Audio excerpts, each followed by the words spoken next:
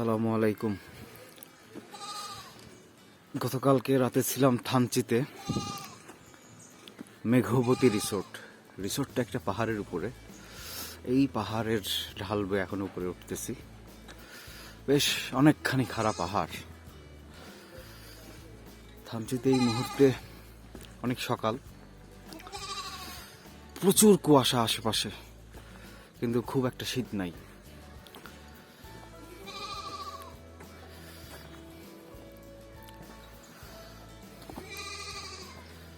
এইখানে আর একটা রিসোর্ট হচ্ছে, এই পাশে এটা একটা কবরস্থান। এই দেখেন একটা কত বড় মাকড়সার জাল, এবং মাকড়সাও আছে, দেখা যাচ্ছে কিনা বুঝতে পারতেছি না। এক অদ্ভুত সুন্দর চারিদিকের প্রকৃতি, ওই যে মাকড়সা, ভালো ব্যাপারটা, সুন্দর। আমরা এখন উঠে যাচ্ছি। থানচির থাকার যে কয়টা জায়গা সবই মোটামুটি একসাথেই। এইটা হচ্ছে নতুন, ওই পিছে যেটা দেখা যাচ্ছে ওটা থানচি রেস্ট হাউস। আমরা আছি, ওই যে একটা টিন দেখা যাচ্ছে, ওইটা মেঘবতী রিসোর্ট। তারও উপরে আরেকটা পাহাড় ছোট, সেই পাহাড়ের উপরে হচ্ছে থানচি কুটির।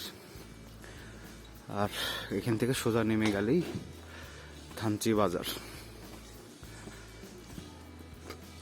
প্রচুর বাইকার টুরিস্ট এই মুহূর্তে থানচিতে আছে,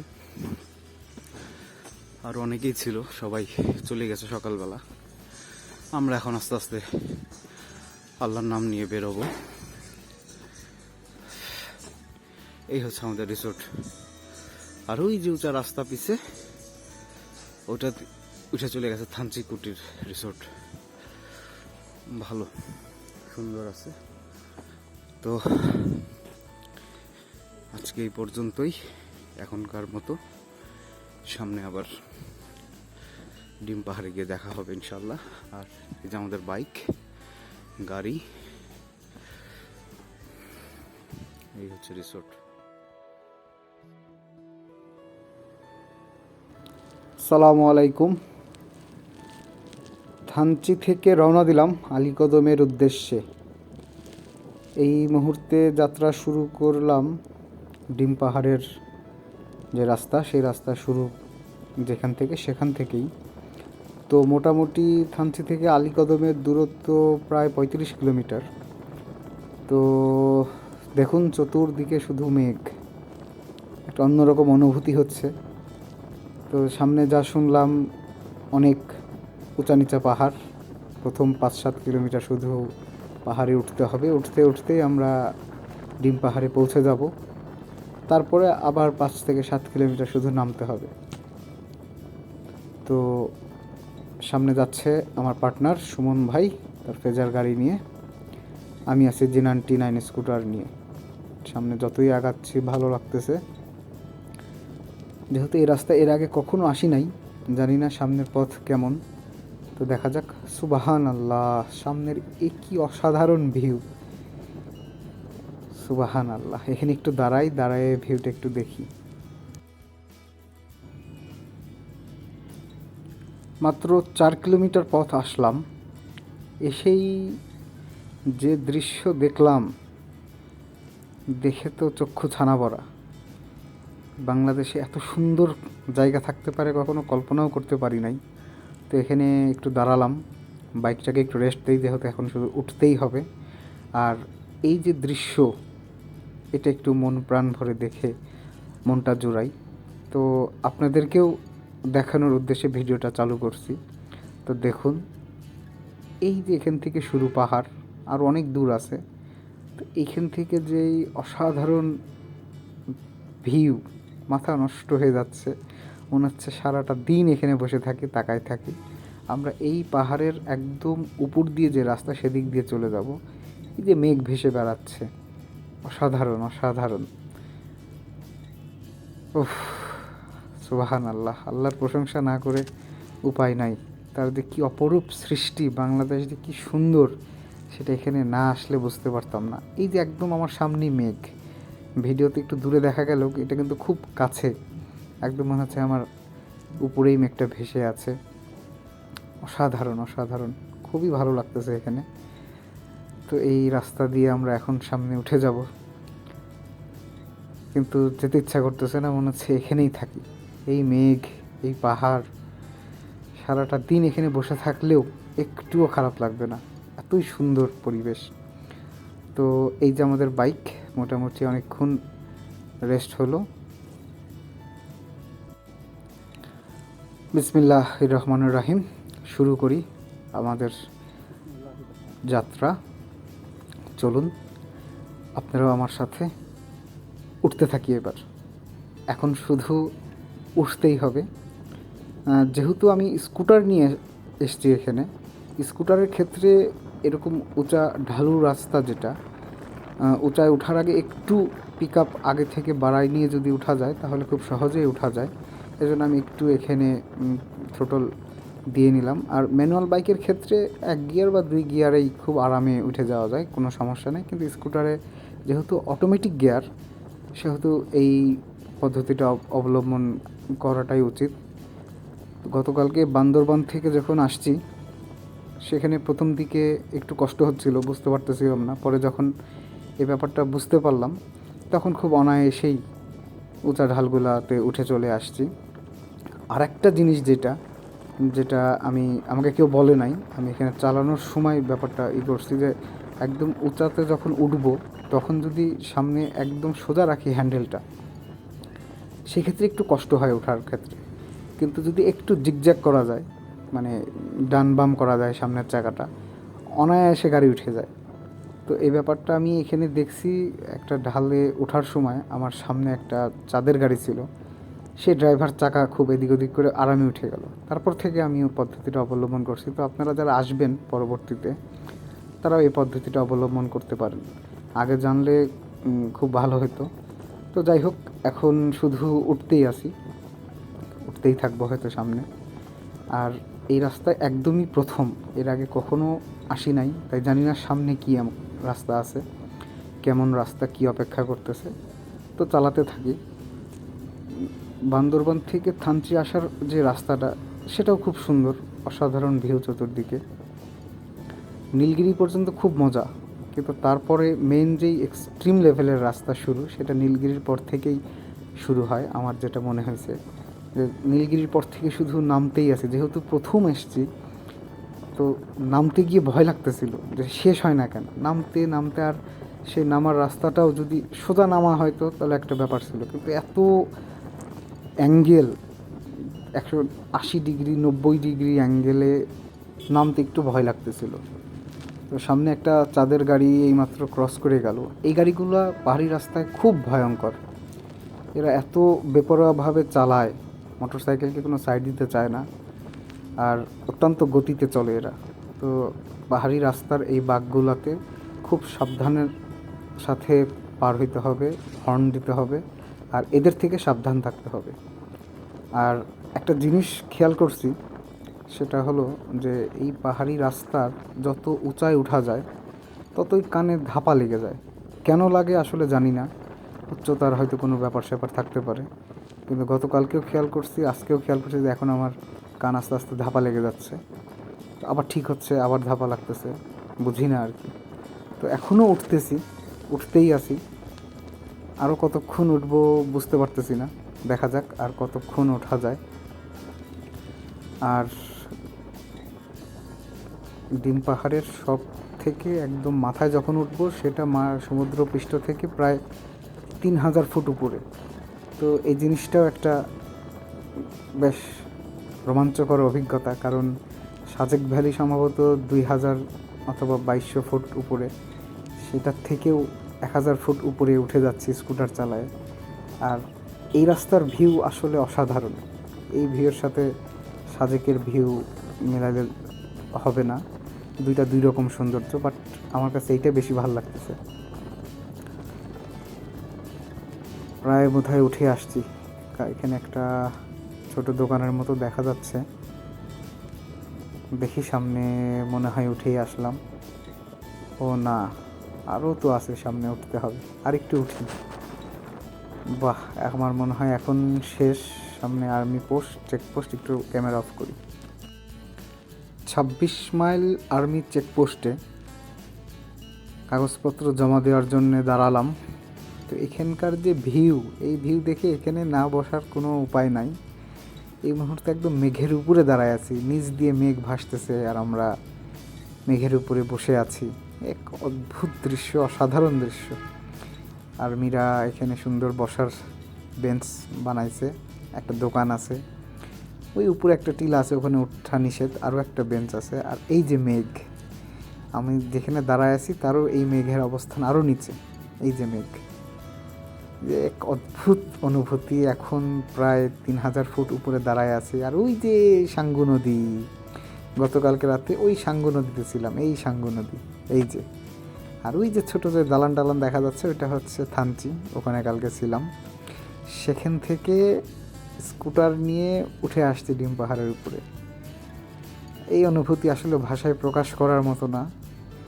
আর এই যে দৃশ্য, এই দৃশ্য দেখে আল্লাহর কাছে শুকরিয়া, হাজার কোটি কোটি শুকরিয়া যে তিনি এমন দৃশ্য দেখার ব্যবস্থা করে দিয়েছেন। তার যে সৃষ্টি, অসাধারণ সৃষ্টি, সুবহানাল্লাহ। এখানে কিছুক্ষণ বসে থাকি, যতক্ষণ ভালো লাগে ততক্ষণই বসে থাকবো এখানে, মন ভরে দৃশ্য দেখে তারপরে হয়তো সামনে রওনা দেব। কাগজপত্র জমা দেওয়া শেষ, এখন সামনের পথে আগাবো। এখন সামনে আমরা ডিম পাহাড়ের, যেই পাহাড়ের জন্য এর নাম ডিম পাহাড় রাখা হয়েছে, ওই যে সামনে যেই মাথাটা দেখা যাচ্ছে ডিমের মতো, এটার নিচ দিয়ে হয়তো যাব, অথবা এটার উপরেও হয়তো যেতে পারে, আমি জানি না সামনে কেমন রাস্তা। কাগজপত্র জমা দিয়ে দিলাম, এখন সামনে আগাইতে থাকি। সামনে সম্ভবত আরও এরকম 3টা উঁচা চূড়া উঠতে হবে, তারপরেই আমরা আবার নামা শুরু করব। এখনও সামনে ওঠা কিছু বাকি আছে, তো চলুন দেখতে দেখতে যাই।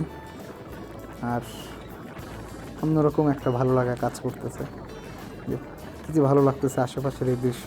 আসলে ক্যামেরায় তো সব আসতেছে না, ক্যামেরায় শুধু একটা নির্দিষ্ট ভিউ আসতেছে সামনে, কিন্তু আমি তো দেখতে পাচ্ছি আশেপাশে সব।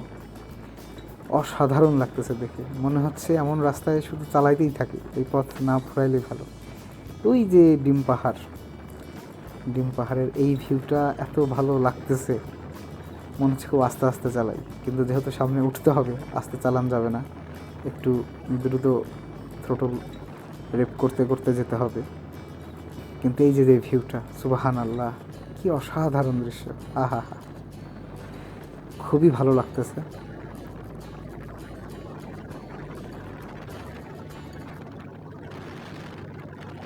এখানকার রাস্তাটা একটু সমান আছে, এই যে ডিম পাহাড়, আর এর নিচ দিয়ে এখন যাব। ওই যে সামনে আঁকা বাঁকা রাস্তা উঠে গেছে উপরে, যেহেতু উঠতে হবে একটু পিক আপ বাড়িয়ে নেই। সামনে অনেকখানি খাড়া রাস্তা, যেটা দেখে মনে হচ্ছে।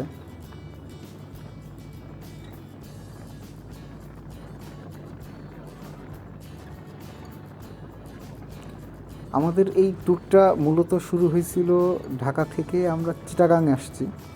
চিটাগাং ওই দিন রাতে ছিলাম, পরদিন সকালে উঠে বান্দরবনের উদ্দেশ্যে রওনা দিয়েছিলাম। বান্দরবনে এসেছিলাম, বান্দরবনের সব প্লেস যেগুলো শহরের আশেপাশে সেগুলো দেখলাম। আর আমরা পুরো সন্ধ্যাটাই কাটাইছি মিলনছড়ি পুলিশ চেকপোস্টে, ওখানকার দৃশ্য অসাধারণ ছিল। আর গতকালকে রওনা হয়েছি থানচির উদ্দেশ্যে। আসার পথে চিম্বুক পাহাড়, তারপরে নীলগিরি, নীলদিগন্ত, এগুলো দেখতে দেখতে সন্ধ্যার দিকে এসে পৌঁছাইছি থানচি। থানচিতে গতকালকে রাতে ছিলাম। এখন রওনা হলাম আলীকদমের উদ্দেশ্যে। এখন ওখানে গিয়ে কখন পৌঁছাবো সেটার উপর নির্ভর করবে আমরা কোথায় যাব। আমাদের উদ্দেশ্য আছে কক্সবাজার যাওয়ার, যদি দেখি সময় নাই তাহলে হয়তো ব্যাক করবো ঢাকার উদ্দেশ্যে, আর না হলে কক্সবাজার যাব। এটা পুরোটাই নির্ভর করতেছে কখন পৌঁছাবো। তো এখনও উঠতেই আসি, অনেক খাড়া এই রাস্তাটা, অনেকখানি খাড়া, বেশ কষ্ট হচ্ছে স্কুটারের, বুঝতে পারতেছি, কিন্তু মোটামুটি মনে হয় চলেই আসছে উপরে। হ্যাঁ, এখানে অনেক বাইকাররা দাঁড়ায় ছিল। তো আর একটা সামনে যে চূড়া, এখন সেটাই উঠবো। এই যে সামনে যেরকম উঁচা, আবার বামে মোড়। এই মোড়গুলো খুব ভয়ানক উঁচা ঢালে ওঠার সময়, যেটা আমার মনে হয়। এই ঢালগুলা পার হওয়ার সময় অনেক সাবধানতা অবলম্বন করা উচিত। যাক, এই ঢালটাও মোটামুটি উঠে গেছি, আর হয়তো সামনে একটা আছে, তারপরেই আমরা ডিম পাহাড় থেকে নামা শুরু করব। তবে মেন সৌন্দর্যটা আমরা পিছে রেখে আসছি। এখন সামনে নামার সময় কেমন দেখা যায় সেটা আসলে ধারণা নাই। এই সর্বশেষ চূড়ায় উঠতেছি আবার, এরপরে আর উঁচা নাই, তারপরে শুধুই নামবো।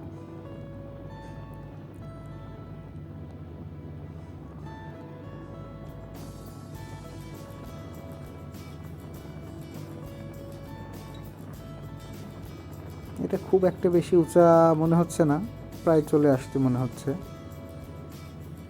হ্যাঁ, একদম উঁচায় উঠে গেছি। এখানে ঘরের মতো বানাইছে, হয়তো কোনো পরিকল্পনা আছে। যাই হোক, আমরা কিন্তু নামা শুরু করে দিছি, গাড়ি কিন্তু নামতেছে। নামার ক্ষেত্রে একটা মজার বিষয় যে আর এখানে থ্রোটল দিতে হয় না, গাড়ি আপন গতিতে নামতে থাকে, শুধু ব্রেকটা কন্ট্রোল করতে হয়, গতিটা নিয়ন্ত্রণ রাখতে হয়, তাছাড়া আর কিছুই না। এখনও নামতেছি, আস্তে আস্তে নামা শুরু হয়েছে। তো প্রায় 7 কিলোমিটার উঠলাম, এখন আবার নামা শুরু হলো। তো আমার মনে হয় এরকম 5-7 কিলোমিটারই হয়তো নামতে হবে, কারণ পুরো পাহাড়টাই তো এভাবে নেমে যেতে হবে। এদিকে একটা রাস্তা চলে গেছে, কোথায় গেছে জানি না ঠিক। এখনও নামতেছি। উরে বাবা, সামনে যে অনেক নিচু ঢাল, সুবহানাল্লাহ, কি অসাধারণ দৃশ্য সামনে। ওয়াও, সুবহানাল্লাহ, মাশাআল্লাহ। এই যে সামনের যে ভিউটা, এটা আপনারা কতখানি দেখতে পাচ্ছেন ক্যামেরায় বুঝতে পারতেছি না, কিন্তু এ কি অপরূপ সৃষ্টি, অসাধারণ। অনেক নিচু ঢাল, আমি শুধু সামনে পিছের ব্রেক চেপে ধরে আছি, গাড়ি আপন গতিতে নামতেছে। গতিটা নিয়ন্ত্রণ করতে হবে এবং খুব ধীরে ধীরে নামতে হবে এই ঢালটা। দৃশ্য দেখেন, ওফ, কি দারুণ, কি দারুণ।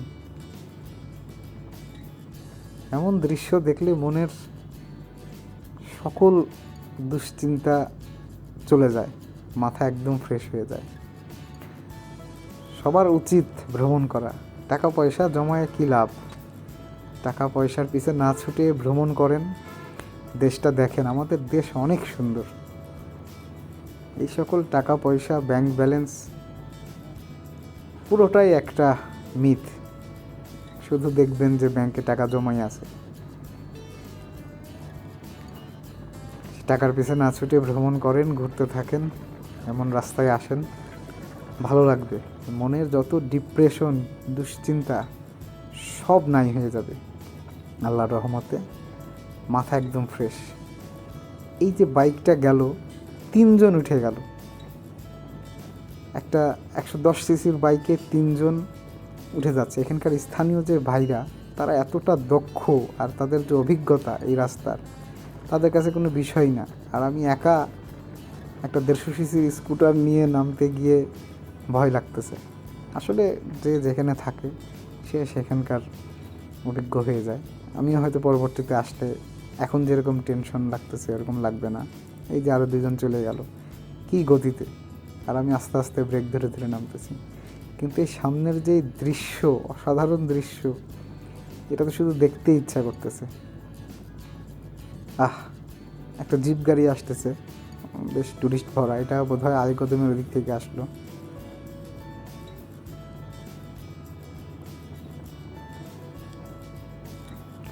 পাহাড়ি এই রাস্তার ক্ষেত্রে, বাইকের ব্রেকের ক্ষেত্রে আমার যেটা অনুধাবন হয়েছে যে ডাবল ডিস্ক বাইকগুলোর ক্ষেত্রে একটু কষ্টকর। তার কারণ এই যে এখন যেরকম নামতেছি, নামার সময় কিন্তু পুরোটাই ব্রেক ধরে আছি, ডিস্কগুলো মারাত্মক রকমের গরম হয়ে যায়।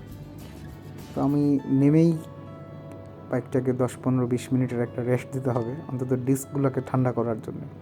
ডিস্ক গরম যখন হয়ে যায় তখন কিন্তু ব্রেক ধরতে চায় না, সেই ক্ষেত্রে কিন্তু একটা দুর্ঘটনা ঘটার অনেক বড় সম্ভাবনা।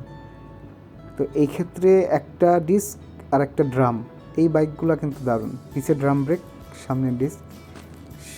ড্রাম ব্রেকে সাধারণত এরকম গরমের সমস্যা হয় না, যত ইচ্ছা ধরা যায়। তো একদম এরকম পাহাড়ি রাস্তার ক্ষেত্রে একটা ডিস্ক একটা ড্রাম ব্রেকের বাইকগুলা ভালো, আরামে চালান যায়। ডাবল ডিস্কের ক্ষেত্রে এই যে ডিস্কের গরমের একটা ব্যাপার স্যাপার আছে। এখনও নামতেছি, কিন্তু সামনের দৃশ্য দেখে মনে হচ্ছে সারাদিন শুধু নামি আর এরকম দৃশ্য দেখি। এখানে একটু থেমে যদি দেখা যেত তাহলে মনে হয় ভালো লাগতো, কিন্তু এতই ঢালু রাস্তা, এখানে আসলে থামার কোনো সুযোগ নাই, কারণ থামলে বাইককে আর কন্ট্রোল করা যাবে না। তো নামতে নামতে যতখানি দেখা যায় ততখানি দেখতে থাকি। আমার সাথে আপনারাও দেখেন, যতখানি আপনারা ভিডিওতে বুঝতে পারেন, কিন্তু বাস্তবে আমি যা দেখতেছি আসলে অসাধারণ দৃশ্য।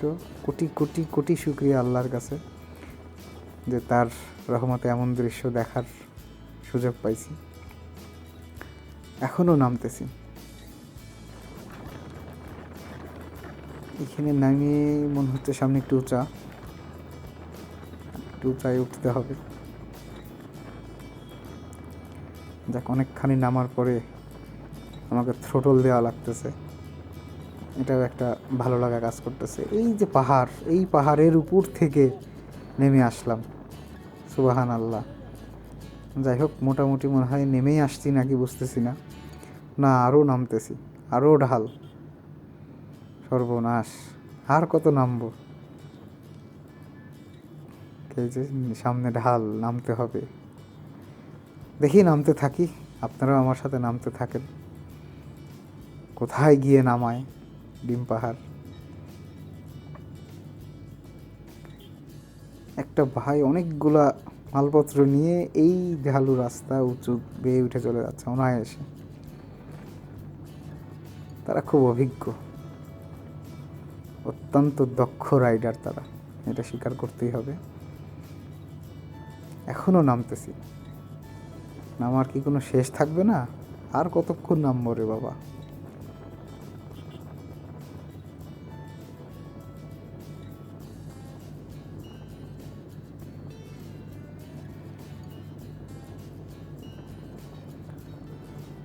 নামতেছি তো নামতেইছি, এতখানি রাস্তা ওদিক দিয়ে উঠছি, ভাবাই যায় না। সামনে একটা লোহার ব্রিজ দেখতে পাচ্ছি, মনে হয় মোটামুটি নেমে আসলাম নাকি বুঝতেছি না।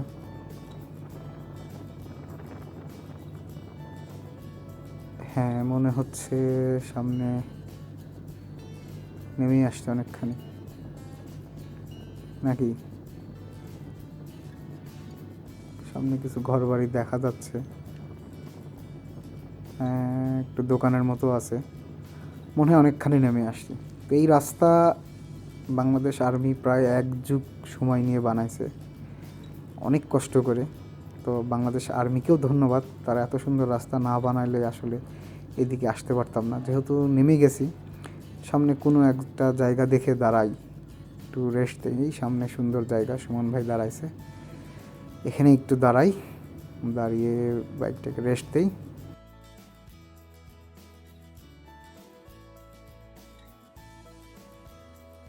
মোটামুটি ডিম পাহাড় থেকে নেমে গেছি খুব সম্ভবত, যদিও এখনও অনেকখানি উঁচা পাহাড়ের উপরেই আছি। তবে মেইন ডিম পাহাড় থেকে প্রায় 5 কিলোমিটার শুধু নামলামই। নেমে এখন একটা ফাঁকা জায়গায় দাঁড়াইছি, কারণ বাইকের ডিস্কগুলো আগুনের মতো গরম হয়ে গেছে, তো ওগুলোকে একটু ঠান্ডা করতে দেওয়া উচিত। এই যে কিছু টুরিস্ট ভাইরা যাচ্ছে, তো আমরা এক সুন্দর ঠান্ডা ঠান্ডা বাতাস, আশেপাশের ভিউ দেখার জন্য দাঁড়ালাম। আমরা এখনো অনেক উঁচা পাহাড়ে আছি, সেটা দেখার জন্য যদি একটু নিচের দিকে তাকানো যায় তাহলে বোঝা যাবে এই যে কত গভীর। ওই যে নিচে একটা মনে হইতেছে